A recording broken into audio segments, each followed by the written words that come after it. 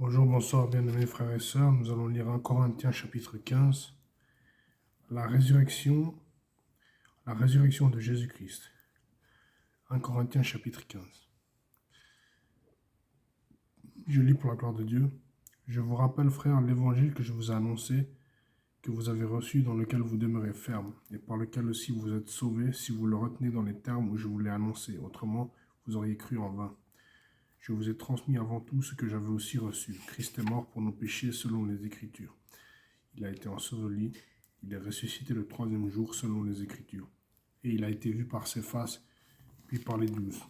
Ensuite, il a été vu par plus de 500 frères à la fois, dont la plupart sont encore vivants et dont quelques-uns sont décédés.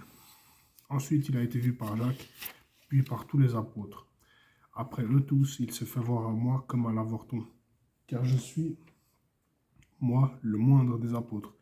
Je ne mérite pas d'être appelé apôtre parce que j'ai persécuté l'Église de Dieu.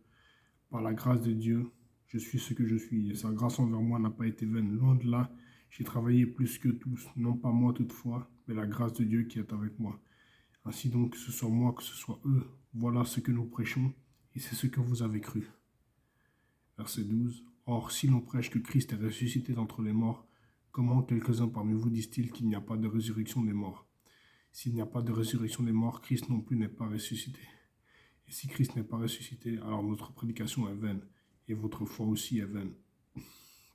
Il se trouve même que nous sommes de faux témoins à l'égard de Dieu, puisque nous avons témoigné contre Dieu qu'il a ressuscité le Christ, tandis qu'il ne l'aurait pas ressuscité si les morts ne ressuscitent pas.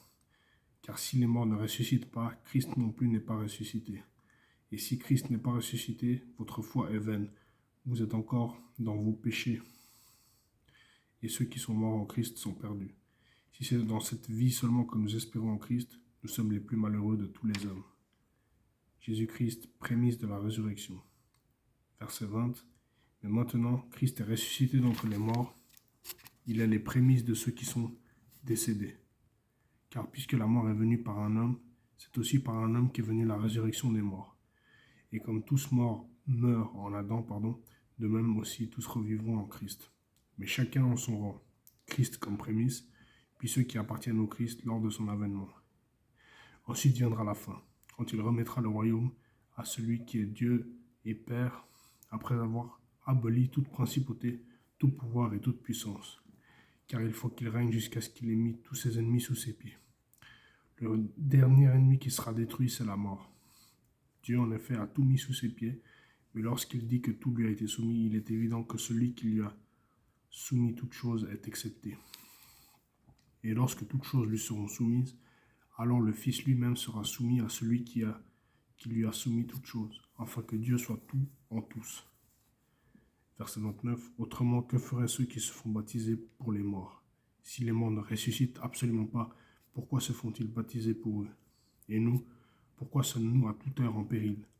31, verset 31. Chaque jour je suis exposé à la mort, je l'atteste, frère, par la gloire dont vous êtes pour moi le sujet, en Christ Jésus notre Seigneur.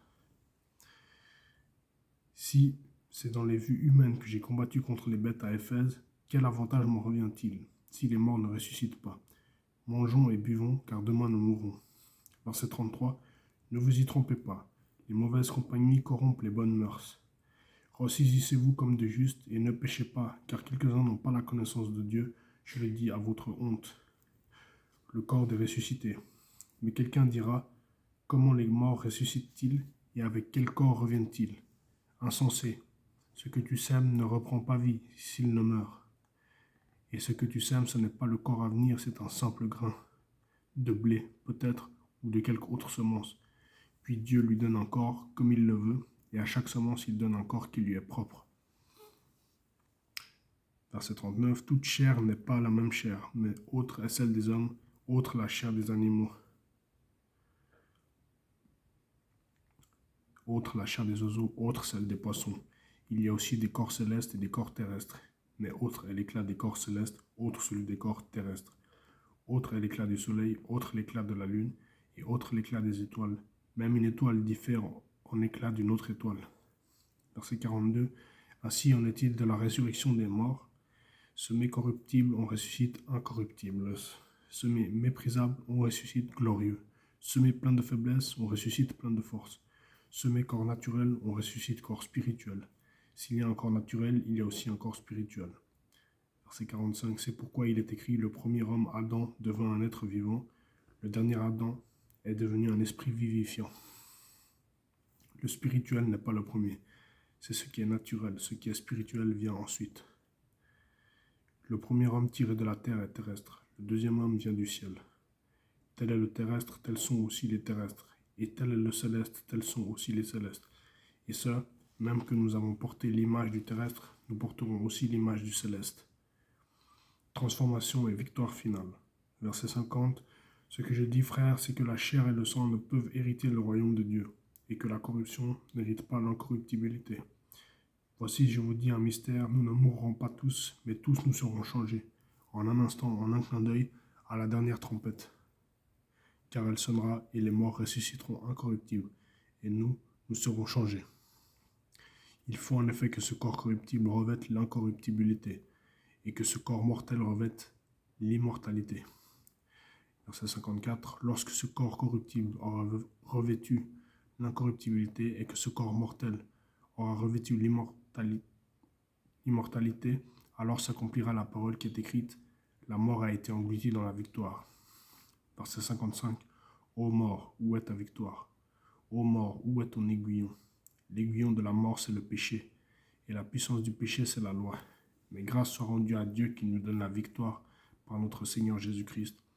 Ainsi, mes frères bien-aimés, soyez fermes, inébranlables, progressez toujours dans l'œuvre du Seigneur, sachant que votre travail n'est pas vain dans le Seigneur. Voilà, frères et sœurs, c'était 1 Corinthiens chapitre 15. Je vais relire le verset 33. 1 Corinthiens chapitre 15, verset 33. Je lis pour la gloire de Dieu. Ne vous y trompez pas, les mauvaises compagnies corrompent les bonnes mœurs. Ne vous y trompez pas, les mauvaises compagnies corrompent les bonnes mœurs. Amen. Voilà. C'était 1 Corinthiens chapitre 15. Que Dieu nous conduise, que Dieu nous protège, qu'il nous aide à lui obéir, à le servir comme ses enfants. Que Dieu nous aide, que Dieu nous conduise, que Dieu nous protège, que Dieu nous dirige, que Dieu nous conseille.